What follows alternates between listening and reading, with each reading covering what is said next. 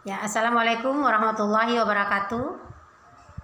Apa kabar anak-anakku sekalian? Semoga baik-baik saja ya. Harapan Ustazah kalian di rumah semua sehat-sehat walafiat dan tetap standby di rumah. Kita sekarang belajar lewat online aja, lewat video. Kita belajar lewat video aja.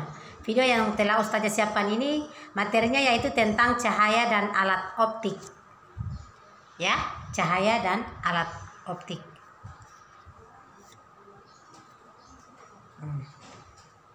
Indikator yang harus dipelajari pada pertemuan kita hari ini yaitu memahami konsep pengukuran berbagai besaran yang ada pada diri makhluk hidup dan lingkungan.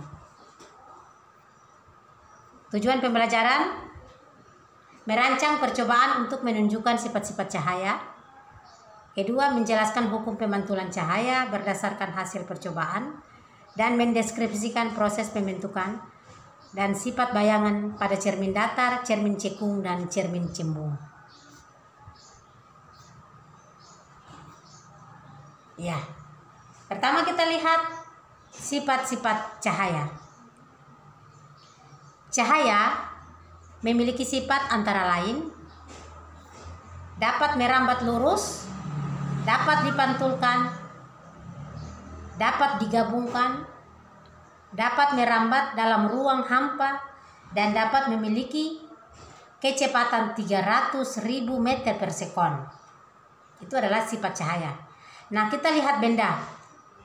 Benda dia terbagi atas dua. Benda apa saja yang dapat ditembusi cahaya. Benda itu terbagi atas dua, yaitu ada sumber cahaya, yaitu yang didapat yang menghasilkan cahaya sendiri. Kemudian benda gelap. Benda gelap itu terbagi atas tiga, yaitu benda tembus cahaya, benda tidak tembus cahaya, dan benda bening. Ya, itu sifat cahaya. Kemudian kita lihat bagaimana pemantulan cahaya itu. Cahaya itu dapat dipantulkan, yaitu kita lihat pada hukum Snellius. Hukum Snellius itu ada sinar datang, otomatis ada sinar yang dipantulkan. Kita lihat seperti pada gambar grafik yang ada ini. Ini ada gambar cermin sinar cahaya yang datang. Jika ada sinar cahaya yang masuk ke suatu ruangan, otomatis maka ada sinar pantul. Nah, kita lihat keterangan dari gambar di atas. Ada sinar datang, yaitu garis normal, dan sinar pantul terletak pada satu bidang datar.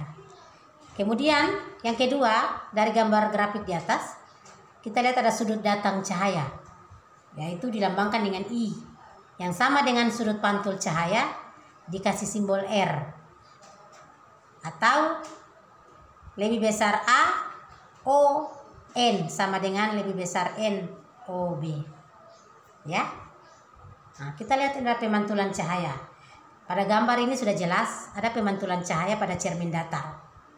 Mana itu R, mana itu Q, O, N, dan E, M. Kita lihat ada sifat bayangan pada cermin datar. Nah, ini. Nah, lihat di gambar ini.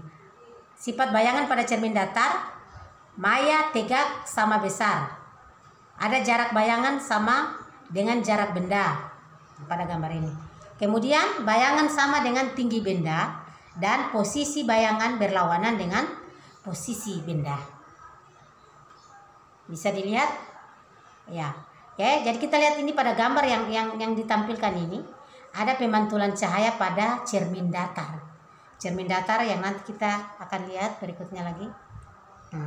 Ini kalau tadi cermin datar, sekarang kita lihat pada cermin cekung. Cermin cekung, namanya juga cekung, dia tidak datar seperti pada gambar pertama tadi. Nah, ini ada bagian-bagian cermin cekung. Kita lihat ada SU, yaitu sumbu utamanya, P titik pusat kelengkungan cermin, F titik fokus cermin, O titik pusat optik, R yaitu jari-jari cermin, F adalah jarak titik fokus cermin. Ya, ini grafiknya seperti yang di video yang kalian sudah lihat ini. Ada cermin cekungnya, ada yang di garis anak panah merah itu dinyatakan dengan jari-jari cermin. Kalau yang hitam ini merupakan sumbu utama. Sumbu utama. Bisa dipahami? Oke, kita berikutnya kita lihat. Nah, ini adalah gambar bayang-bayang. Ini merupakan sinar-sinar istimewa pada cermin cekung. Kita lihat ada 3 gambar yang ditampilkan itu. Pertama, gambar yang di atas, sinar datang sejajar sumbu utama dipantulkan melalui titik fokus. Yang kedua, kita lihat gambar yang kedua adalah sinar datang melalui titik fokus dipantulkan sejajar sumbu utama. Sedangkan sinar yang ketiga adalah sinar datang melalui titik pusat cermin dipantulkan kembali melalui titik pusat cermin. Nah, kemudian yang berikutnya ini lukisan bayangan pada cermin cekung. Nah, benda di ruang 1 di depan cermin cekung. Nah, ini ada P, F, A, O, yaitu sifat-sifat bayangan maya. Maya itu artinya tegak diperbesar di ruangan yang keempat. Oke, seterusnya ini benda di ruang kedua seperti terlihat pada gambar ruang 3 demikian. Nah, ini kita lihat pada titik fokus. Oke, sama semua. Nah, ini ada rumus. Yang tadi itu rumus cermin cekung. Kalau kita mau menghitung seberapa besar rumus cekung yang kita cahaya ke kapasitas cahaya suatu benda, kita akan lihat pada rumus yang ada ini. 1/SO tambah 1/SI sama dengan 1/F. Nah, SO itu apa? Yaitu jarak benda. SI jarak bayangan. F jarak fokus cermin cekung. R jari-jari cermin cekung. Catatan pada gambar di atas, pada cermin cekung F dan R bernilainya negatif. Ya. Oke. Kemudian pemantulan cahaya pada cermin cembung. Oke, kita bahas yang materi berikutnya. Ini pemantulan cahaya pada cermin cekung. Bisa dilihat pada gambar bagian-bagian cermin bagian-bagian cermin cembung. Ada SU, ada P, ada F, O, R dan F, sama dengan tidak jauh berbeda dengan tadi cermin cekung tadi. Ini kan cembung, dia punya rumusnya ini ya. Oke, seperti itu.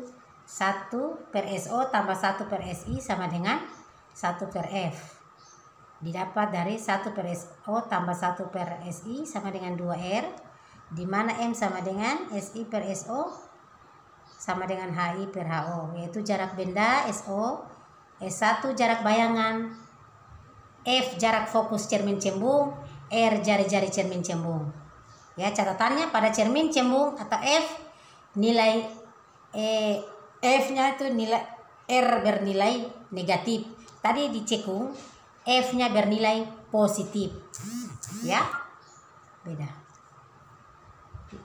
Ingat, pada cermin cembung F-nya bernilai negatif, sementara pada cermin cekung F-nya bernilai positif. Oke, saya rasa sampai di situ dulu. Nanti insya Allah minggu depan kita akan lanjut materi kita lagi dengan